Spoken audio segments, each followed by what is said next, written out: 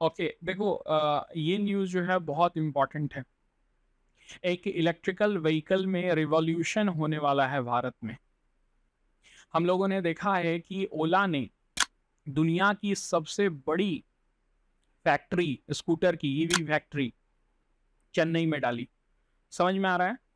वो सबसे बड़ी फैक्ट्री। नाउ ये शो कर रहा है कि वेयर इज योर कंज्यूमर, सबसे ज्यादा कंज्यूमर कहां पर है। तो कंज्यूमर तो सबसे ज्यादा भारत में ही है, ठीक ना? तो तुम प्रोडक्शन कहाँ करोगे? भारत बिल्कुल भी नहीं चाह रहा है कि तुम दूसरे देश में प्रोडक्शन करो और कंज्यूमर भारत का यूज करो।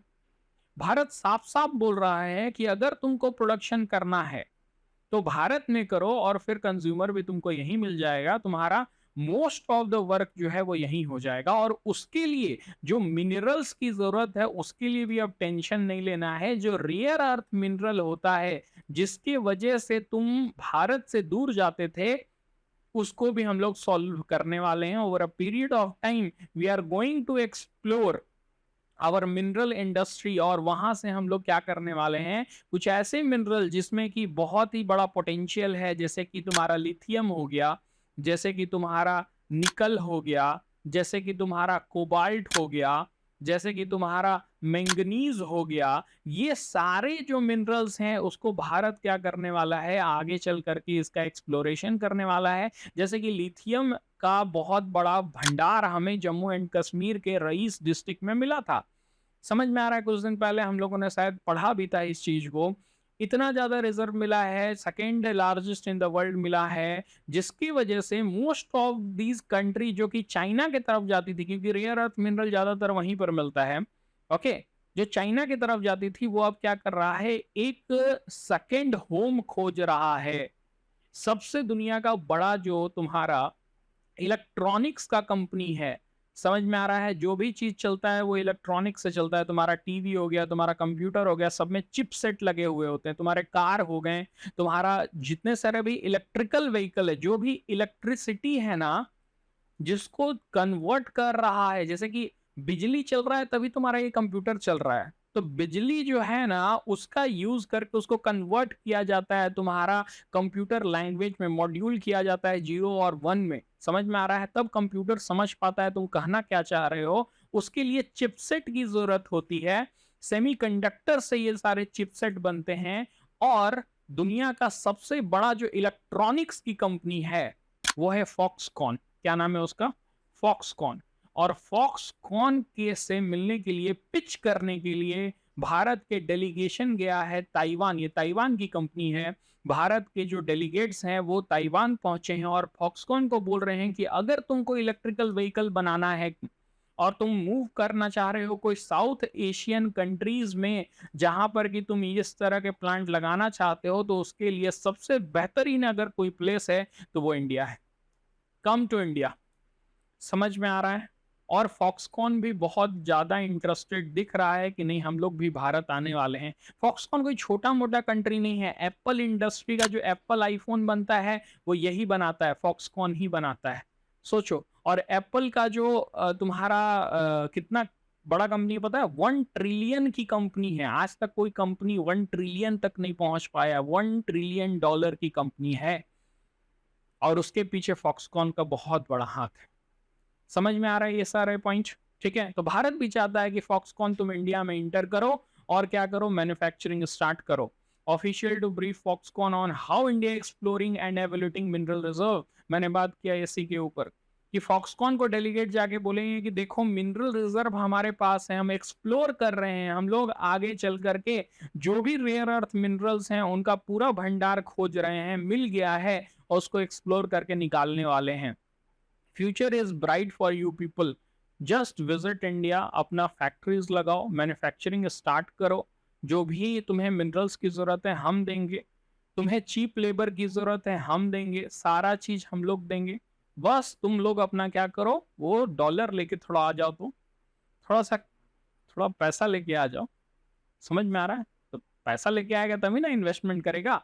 तो फॉक्सकॉन ने कहा है कि अभी जो हमारा, फॉक्सकॉन ने क्या कहा, अभी जो हमारा एफडीआई है, एफडीआई पता है ना, फॉरेन डायरेक्ट इन्वेस्टमेंट, ठीक है, उसी में बीओपी अगर बैलेंस ऑफ पेमेंट में ही देखिए तो करंट था और कैपिटल था, करंट अकाउंट था और कैपिटल अकाउंट था। कैपिटल अकाउंट में ही तुम्हारा क्या हो जाता है, तुम्हारा इन्वेस्टमेंट आ जाता है, जिसमें फॉरेन डायरेक्ट इन्वेस्टमेंट और एफआईआई आ जाता है, फॉरेन इंस्टीट्यूशनल इन्वेस्टमेंट, या फिर तुम लोन्स ले लो। ठीक है, ये सब क्या आ गया, तुम्हारा कैपिटल अकाउंट में आ गया। और कैपिटल अकाउंट में यही फॉरेन डायरेक्ट इन्वेस्टमेंट जो फॉक्सकॉन करता है, वो आने वाले 5 साल में फॉक्सकॉन बोल रहा है कि टेंशन मत लो, 8 गुना कर देंगे। 1-2 गुना नहीं बढ़ाएंगे, 8 गुना जो अभी हमारा इन्वेस्टमेंट है वो बढ़ा करके कर देंगे। क्योंकि भारत एक प्रॉमिसिंग लैंड लग रहा है जहां पर हम लोग क्या कर सकते हैं, इलेक्ट्रिकल व्हीकल के लिए हम लोग इन्वेस्टमेंट कर सकते हैं। बड़ा मार्केट है ना भारत, इसलिए तो ओला ये सब इतना ज्यादा क्या कर रहा है, इन्वेस्टमेंट कर रहा है। और रोड पर अब दिखने भी लगा होगा बहुत सारे ऐसे इलेक्ट्रिकल व्हीकल, तो अभी उसने टच भी नहीं किया है। सोचो, अभी कोई मार्केट एक्वायर नहीं किया है उतना बड़ा, अभी बहुत मार्केट बाकी है। क्योंकि जितना ज्यादा हम लोग क्या करने वाले हैं ना, जितना ज्यादा सोलर यहाँ पर बढ़ेगा, ठीक है, जितना ज्यादा हम लोग इलेक्ट्रिसिटी का प्रोडक्शन करना स्टार्ट करेंगे, उतना ज्यादा ईवी जो होगा वो सस्ता होगा। क्योंकि पेट्रोल की प्राइसेस बढ़ रही हैं और बिजली की प्राइसेस अगर हम लोग सस्ता कर दिए सोलर से या हाइड्रो से या फिर ग्रीन हाइड्रोजन से, विंड से, जितने सारे भी तरीके हैं, ओके, इवन थर्मल रख लो ना, हम लोगों को क्या करना है, हम लोगों को बिजली सस्ता करना है।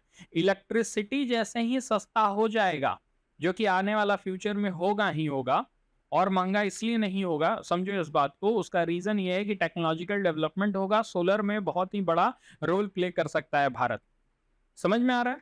तो ऐसे सिचुएशन में अगर इलेक्ट्रिसिटी जितना है उतना भी रहे ना, चलो बढ़े नहीं, उतना भी रहे, तो क्या होगा, इलेक्ट्रिकल व्हीकल का जो प्राइस होगा, जो उसको यूज करने में जो प्राइस आएगा एक इंडिविजुअल को, वो बहुत ही कम आएगा। और ऐसे केस में वो क्या करेगा, वो ईवी के तरफ ही मूव करेगा। समझ में आ रहा है? तो एक बड़ा मार्केट मिल गया, एक कंज्यूमर बेस चल गया। भारत ऐसा कंट्री तो नहीं यूरोपियन कंट्री जैसा, या फिर तुम्हारा क्या कहते हैं कि अमेरिकन कंट्री जैसा, जहाँ की सब लोग चाहते हैं कि कार ही चलाएं। नहीं, यहाँ पर अलग ही थॉट प्रोसेस चलता है, बाइक और स्कूटी के लिए भी क्रेज रहता है। समझ में आ रहा है? तो ये मार्केट जो है वो बहुत ही अच्छा खासा है यहाँ पर, इसीलिए फॉक्सकॉन भी क्या करना चाहता है, इन्वेस्टमेंट करना चाहता है। You can see out here attractive destination है ईवी मैन्युफैक्चरिंग के लिए।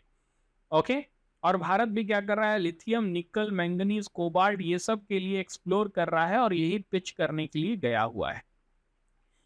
अब पॉइंट यहाँ पर ये आ गया कि अच्छा ठीक है, ताइवान के बारे में बात कर रहे हैं, तो ताइवान थोड़ा देख लेते हैं कहाँ पर है, क्या प्रॉब्लम है ताइवान के साथ, वो भी थोड़ा देख लेते हैं।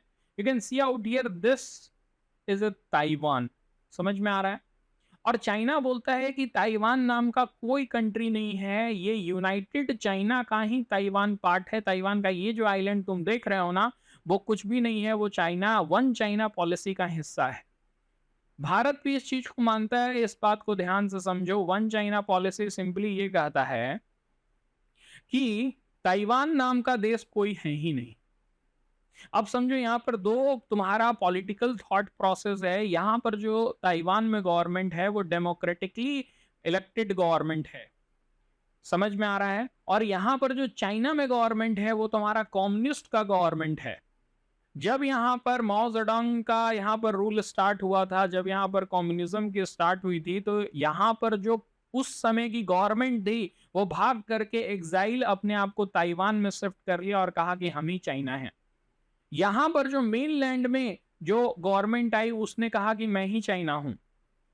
और ये जो था चाइना, उसने कहा कि देखो, ये कुछ साल दो तक चला, फिर चाइना ने कहा कि देखो सिंपल सी बात है, समझो, जो भी दुनिया में कंट्रीज हैं उन्हें बस एक चीज समझना पड़ेगा कि चाहे तो तुम इसको चाइना मानो, चाहे तो इसको चाइना मानो। अगर इसको चाइना मानोगे तो मेरे से सारा रिलेशन खत्म।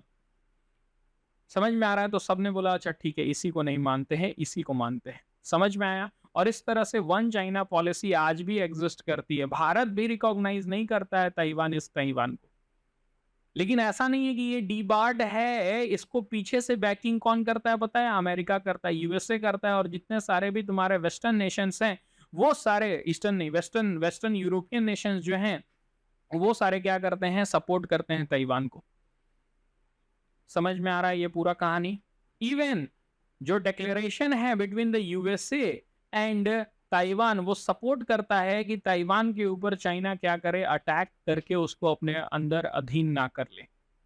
इसीलिए ताइवान अभी तक बचा हुआ है, नहीं तो छोटा सा ये तुम्हारा आइलैंड नेशन है, तुरंत ही क्या करेगा, चाइना इसको बर्बाद कर देगा।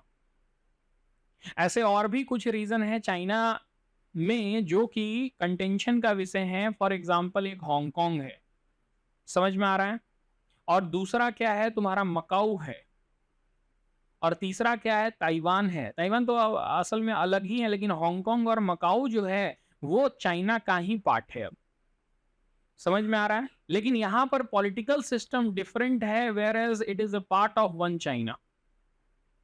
ठीक है, तो इसके ऊपर थोड़ा सा तुम लोग क्या करोगे, पढ़ लोगे। Okay, now let's have a look. मैंने ये सब बात कर दिया, एप्पल आईफोन बनाता है 1500 मेमोरी। हाँ, ये क्या बनना चाहता है, to become the Android platform of the electrical vehicle industry.